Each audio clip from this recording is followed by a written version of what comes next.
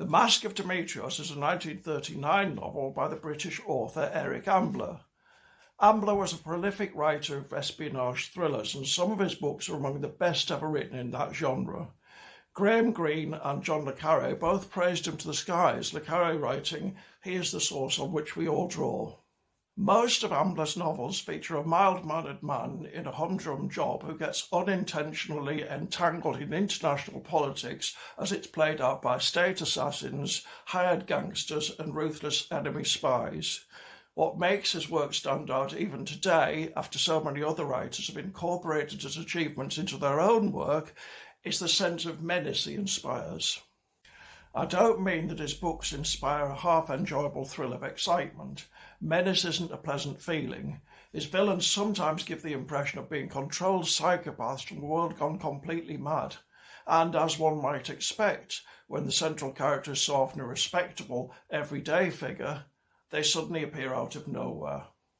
The Mask of Dimitrios is only different in that the eponymous villain is supposedly dead when the story begins.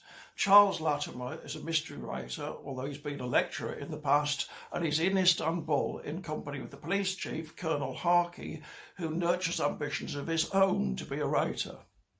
The corpse of an enigmatic arch-criminal called Dimitrios Makropoulos turns up in the local morgue, and Colonel Harkey suggests to Latimer that he might try and find out who he really was.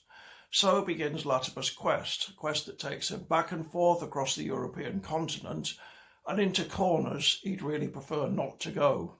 In an excellent 2009 essay in The Guardian, Thomas Jones claimed that The Mask of Dimitrios wasn't Ambler's best thriller, partly on the grounds that Charles Latimer isn't a very intelligent protagonist. That's a very good point, but I think the interest in Ambler's novels never lies in the good guys.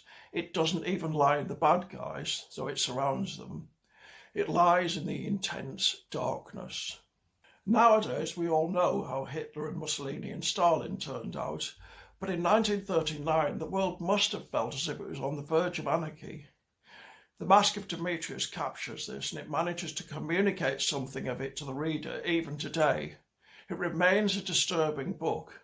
Maybe, we can't help thinking, the world is still like this.